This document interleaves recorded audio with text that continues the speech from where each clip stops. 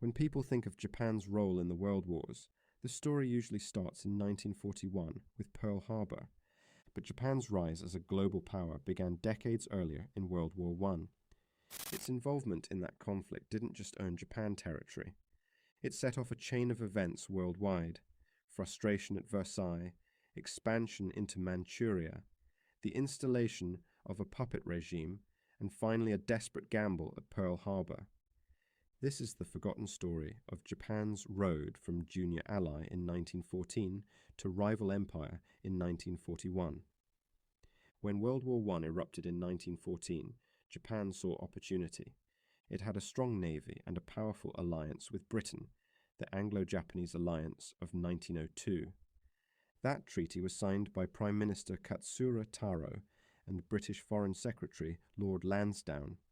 Japan declared war on Germany in August 1914, but it did not send troops to Europe. Instead, Japan struck Germany's Asian possessions, showing it had ambitions far beyond its islands.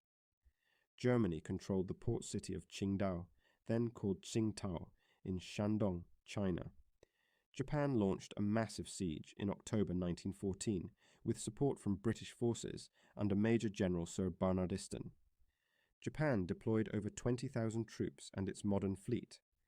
After 2 months, the Germans surrendered. Japan now controlled a slice of Chinese territory, and it was not eager to give it back. Japan's navy also swept through the Pacific, seizing Germany's island territories, the Marianas, Marshalls, and Carolines. At the end of the war, the League of Nations granted these islands to Japan as mandates. That may have seemed minor at the time, but decades later, these islands became stepping stones for Japanese bases during World War II. The same bases used to threaten Hawaii, the Philippines, and Australia. In 1915, Japan revealed its true ambitions with the 21 demands to China. If accepted, they would have given Japan control over railroads, mines, and even Chinese political appointments. President Yuan Shikai resisted, but under pressure China conceded some terms. Japan's aggressive posture alarmed the United States and Britain. It showed Japan was no longer satisfied with being a junior partner. By 1917, Japan was extending its reach beyond Asia. German submarines threatened Allied shipping in the Mediterranean. Japan sent destroyers to protect convoys around Malta and the Indian Ocean under Admiral Sato Kozo. It was one of the first times Japanese forces operated so far from home, a demonstration of global capability. When the war ended, Japan came to the Paris Peace Conference of 1919 with 2 key goals: recognition of its territorial gains and adoption of a racial equality clause in the League of Nations Covenant. The territorial claims were accepted and Japan gained control of German concessions in Shandong and the Pacific Islands. But the racial equality proposal, supported by Japanese statesman Makino Nobuaki, was rejected. The opposition came largely from US President Woodrow Wilson and Australian Prime Minister Billy Hughes. Japan left Versailles feeling betrayed. It was strong enough to fight alongside the Allies, but still treated as inferior. That bitterness would fuel Japanese nationalism in the decades ahead. In the 1920s, Japan modernized, but also grew restless. The Great Depression hit Japan hard, driving unemployment and economic collapse. Military leaders, especially the Kwantung Army, stationed in China, looked to conquest as the solution. In 1931, after the staged Mukden incident, Japanese forces invaded Manchuria. By 1932, they declared the creation of a new puppet state, Manchukuo. The nominal head of Manchukuo was Puyi, the last emperor of China's Qing dynasty. He was presented as the ruler, but in reality he was a figurehead, controlled by Japanese generals like Shigeru Honjo and later Hideki Tojo. The West condemned the invasion. The Lytton Commission of the League of Nations rejected Japan's actions. In response, Japan simply quit the League in 1933. This was a turning point. Japan was now acting as a rogue power, no longer bound by international rules. The installation of Puyi as a puppet ruler became a symbol of manipulation by foreign powers. Japan presented him as the emperor of a new state, but in reality he was tightly controlled by Japanese military officers and advisors. Decades later, this episode inspired the term Manchurian candidate, someone who appears independent but is secretly controlled by outside forces. Most people associate the phrase with the 1959 novel The Manchurian Candidate by Richard Condon and the 1962 film adaptation starring Frank Sinatra. The story of an American soldier brainwashed into becoming an unwitting political assassin popularized the phrase in Western culture. But the term itself draws from Japan's creation of Manchukuo.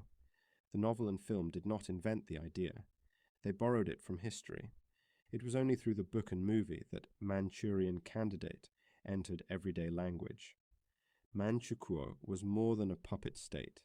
It became a metaphor, a reminder of how power can operate from the shadows, with a smiling figurehead hiding foreign control. By 1937, Japan's ambitions exploded into full-scale war with China. Under Prime Minister Fumimaro Konoe and military leaders like General Matsui Iwane, Japan launched the invasion that led to atrocities such as the Nanjing Massacre. The conflict drained resources, but Japan's leaders, now dominated by militarists like Hideki Tojo and Admiral Isoroku Yamamoto, believed expansion was the only path forward.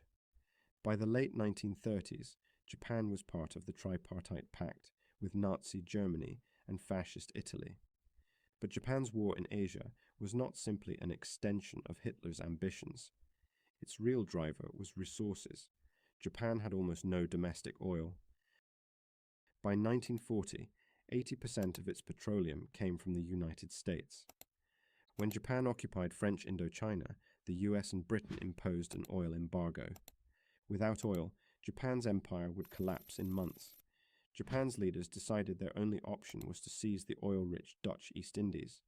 But to do that, they had to first cripple the US Pacific Fleet at Pearl Harbor. This was not about Nazi Germany. It was about Japan's desperate need for fuel and its determination to dominate the Pacific. On December 7, 1941, under the command of Admiral Isoroku Yamamoto, Japan launched its surprise attack on Pearl Harbor. The goal was not conquest of the United States. It was to buy time, to destroy America's ability to interfere while Japan consolidated its empire across Southeast Asia. Of course, the gamble backfired. Instead of intimidating the US, it provoked total war. So when we connect the dots, Pearl Harbor was not the beginning of Japan's story. And it was not simply Japan acting as Hitler's ally. It was the culmination of a journey that began in World War I, when Japan first seized colonies in Asia and the Pacific. Versailles gave Japan territory, but also humiliation. The invasion of Manchuria showed its willingness to defy global rules. And the oil embargo pushed Japan into a war it thought it could win quickly. From Qingdao to Manchukuo, from Versailles to Pearl Harbor, Japan's rise as an imperial power was its own story. Parallel to Europe's war, but driven by Asia's resources, ambitions, and resentments. And that is the part most history books leave out.